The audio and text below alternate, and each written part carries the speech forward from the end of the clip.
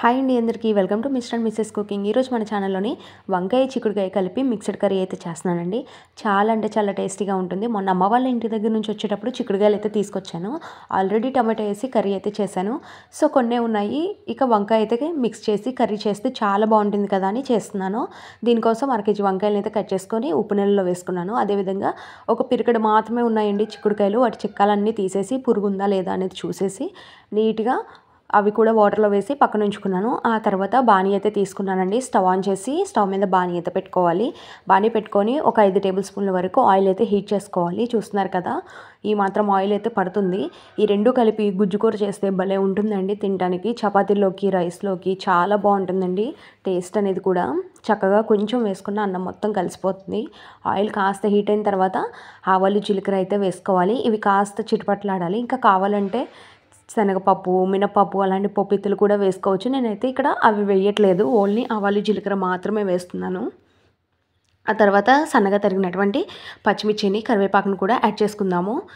చూస్తున్నారు కదా, ఈ కర్రీలో కొంచెం పచ్చిమిర్చి ఎక్కువగానే పడుతుంది. అప్పుడే టేస్ట్ అనేది చాలా బాగుంటుంది. కూరకారం అనేది తగ్గించి వేసుకోవాలి. పచ్చిమిర్చి అనేది కాస్త ఎక్కువ వేసుకోవాలి.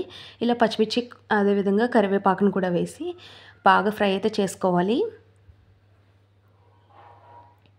పచ్చిమిర్చి అనేది చక్కగా చిట్పట్లాడుతుంది కదా, ఇది కాస్త ఫ్రై అయిన తర్వాత సన్నగా తరిగినటువంటి ఒక మీడియం సైజ్ ఆనియన్స్ని ముక్కలు అయితే తీసుకుంటున్నాను. ఈ ఆనియన్ ముక్కలు కూడా వేసి ఒకసారి బాగా కలుపుకోవాలి. ఆనియన్స్ అనేవి ఎక్కువగా వేయకండి, ఎందుకంటే తీపి వచ్చేస్తుంది కర్రీ అనేది. వంకాయ కొంచెం స్వీట్గానే ఉంటుంది, చిక్కుడుకాయ కొంచెం ఉంటుంది కదా, స్వీట్ వచ్చేస్తుంది. కాబట్టి ఉల్లిపాయ అనేది తగ్గించి వేసుకుంటే, సరిపడ మోతాదులో వేసుకుంటేనే కర్రీ అనేది బాగుంటుంది. ఎక్కువ వేసినా సరే స్వీట్నెస్గా కొంచెం తియ్యగా అనిపిస్తుంది.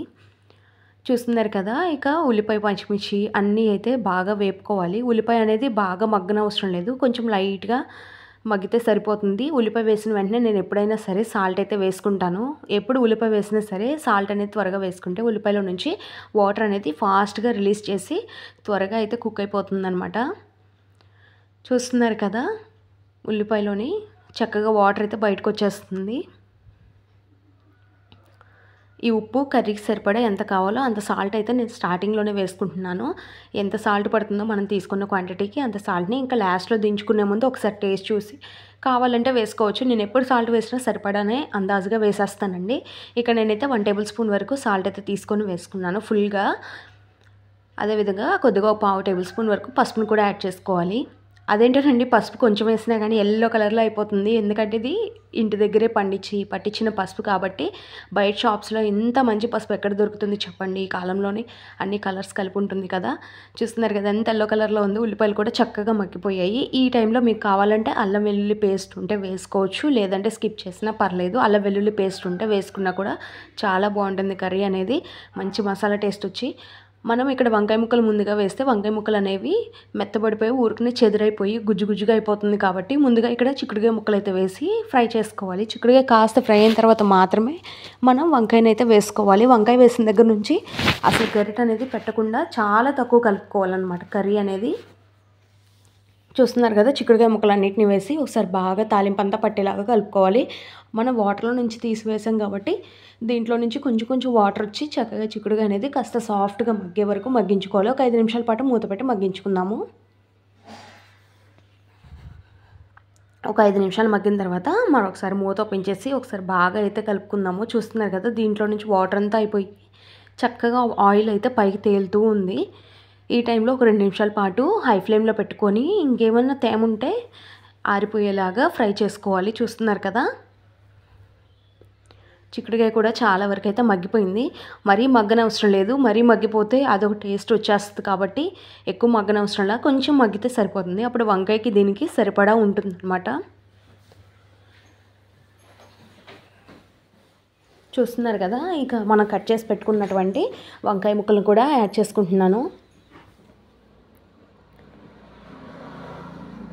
మరీ సన్నగా అయితే కట్ చేసుకోకండి. వంకాయ ముక్కలు అనేవి ఈ మోతాదులో ఉంటేనే, ఈ సైజులో ఉంటేనే వంకాయ అనేది చెదిరవకుండా చితికిపోకుండా చక్కగా ఉంటుందండి. నాకైతే ఈ రెండింటి కాంబినేషన్ అంటే చాలా ఇష్టము. మరి మీలో ఎంతమందికి ఈ రెండింటి కాంబినేషన్లో కర్రీ అంటే ఇష్టమో కామెంట్ అయితే చేయండి. ఈ కర్రీని కొంచెం టమాటోని పేస్ట్ వేసుకున్నా కూడా కర్రీ అనేది చాలా టేస్టీగా ఉంటుంది. ఇక ఇలా మన చక్కగా గరిటెతో కాకుండా గిన్నెని పైకి అటు ఇటు అంటూ కలుపుకుంటూ ఉంటేనే బాగుంటుందన్నమాట కర్రీ అనేది. ఎక్కువసార్లు గరిటె అయితే పెట్టకండి. ఎంత తక్కువ వీలుంటే అంత తక్కువ సార్లు గరిటె పెట్టుకుంటే వంకాయ ముక్కలు అనేవి కండ్ర రాకుండా ఉంటాయి. అదేవిధంగా వంకాయ కండ్ర వస్తే అస్సలు బాగోదు కదా కర్రీ అనేది. కండ్ర రాకుండా టేస్టీగా ఉంటుందన్నమాట కర్రీ కూడా. మూత పెట్టి వంకాయ కూడా కాస్త మగ్గేదాకా మగ్గించుకుందాం. చూస్తున్నారు కదా వంకాయ కూడా మగ్గటం స్టార్ట్ అయిపోయింది. ఒక 5 నిమిషాలకోసారి మూత ఓపెన్ చేసుకొని ఒకసారి బాగా అయితే కలుపుకోవాలి. నేనైతే మీకు చూపించాలి కాబట్టి ఇలా గరిటెతో చూపిస్తున్నాను, కానీ మీరైతే అసలు గరిటె పెట్టి కలపకండి. నేను ఇందాక చూపించినట్టుగా ముక్కలన్నిటిని ఎగరేసుకుంటూ కలుపుకుంటేనే సమానంగా ఉడుకుతాయి, చక్కగా ఉంటాయి వంకాయ ముక్కలు కూడా. చూస్తున్నారు కదండి, కావాలంటే టొమాటోస్ కూడా యాడ్ చేసుకోవచ్చు. చక్కగా పుల్ల టేస్ట్ వచ్చి చాలా బాగుంటుంది. టొమాటోస్ కన్నా కూడా టొమాటోస్ని మిక్సీ పట్టి ఆ గుజ్జు వేసుకోండి, చాలా బాగుంటుంది టేస్ట్ అనేది. మరొక 5 నిమిషాల పాటు మగ్గించుకున్నాను. చూస్తున్నారు కదా చాలా వరకు అయితే వంకాయ ముక్కలు అదేవిధంగా చిక్కుడుకాయ ముక్కలు అయితే మంచిగా మగ్గిపోయాయి. ఈ విధంగా మగ్గిపోయిన తర్వాత ఒకసారి బాగా అయితే కలబెట్టుకోవాలి. ఇక్కడ ఆల్రెడీ ఉప్పు పసుపు వేసాం కాబట్టి ఈ ముక్కలన్నిటికీ కూడా ఉప్పు బాగా పట్టేసి చప్పగా లేకుండా చక్కగా ఉంటుందన్నమాట ఈ రెండు కూడాను. చూస్తున్నారు కదా, ఈ విధంగా బాగా అయితే కలుపుకోవాలి. ఇలా బాగా కలుపుకొని మరొక 5 నిమిషాల పాటు మూత పెట్టి ఉడికించుకుందాము. ఆయిల్ అంతా చక్కగా పైకి అయితే తేలుతుంది. ఆయిల్ అంతా ఎప్పుడైతే పైకి తేలుతుందో అప్పుడు మన కర్రీ అనేది పర్ఫెక్ట్గా రెడీ అయినట్టు. అప్పుడు మనం వేసుకోవాల్సినటువంటి మిగతా అన్నీ అయితే వేసుకోవాలి. గరం మసాలా పౌడర్ని అయితే కొద్దిగా యాడ్ చేసుకోవాలి. అసలు వంకాయ కర్రీ అంటేనే చాలండి, మనకు ఆ ఫ్లేవర్ నాన్ వెజ్ టేస్ట్ రావాలంటే మసాలాలు అన్నీ పడాల్సిందే. అప్పుడే ఆ టేస్ట్ అనేది చాలా బాగుంటుంది. ఇంకా మనం ఆల్రెడీ పచ్చిమిర్చి వేసాం కాబట్టి మీ ఘాటుకు సరిపడట్టు కూరకారంని కూడా యాడ్ చేసుకోవాలి. ఇక్కడ నేనైతే 1½ టేబుల్ స్పూన్ వరకు కూరకారంని కూడా వేసుకున్నాను. ఇవి వేసుకున్న తర్వాత ఒకసారి బాగా కలిపేసి ఒక 2 నిమిషాల పాటు ఈ మసాలాలు ఉప్పు కారాలు అన్నీ కూడా ముక్కలకు పట్టేలాగా ఉంచుకొని ఆ తర్వాత స్టవ్ ఆఫ్ చేసుకుంటే ఇంకంతేనండి, వేడి వేడి వంకాయ చిక్కుడుకాయ కర్రీ అయితే రెడీ అయిపోయింది. చూస్తున్నారు కదా కర్రీ అనేది ఎంత కలర్ వచ్చేసిందో. మనం ఇవన్నీ వేసిన తర్వాత మూత అయితే పెట్టుకొని ఒక 5 నిమిషాల పాటు ఉడికించుకుందాము. చూస్తున్నారు కదా కొద్దిగా ఆయిల్ అయితే పైకి తేలుతూ ఉంది. ఇంకొంచెం ఆయిల్ అయితే పైకి తేలాలండి. అప్పుడే కర్రీ అనేది సాయంత్రం వరకు ఉన్నా కూడా స్మెల్ అనేది రాదు, టేస్ట్ అనేది ఎక్కడ తగ్గదు. ప్రతి ముద్దలోని చక్కగా ఆస్వాదించుకుంటూ తినొచ్చు. ఇది చపాతీలో కూడా చిక్కుడుకాయ ఉంది కాబట్టి చాలా టేస్టీగా ఉంటుంది. నాకైతే చిక్కుడుకాయలోని విత్తనాలు ఉంటాయి కదా, అవంటే చాలా ఇష్టం. మరి మీలో ఎంతమందికి ఆ చిక్కుడుకాయలోని విత్తనాలు అంటే ఇష్టమో కామెంట్ అయితే చేయండి. మా ఇంట్లో అయితే చిక్కుడుకాయ కర్రీ చేసినప్పుడల్లా గొడవలు అయితే మా చెల్లికి నాకు కూడా. నాకు తొక్కలేసావు నువ్వు కావాలని, నాకు విత్తనాలు వేసావు కావాలని అని చెప్పి గొడవ పెట్టుకుంటాము.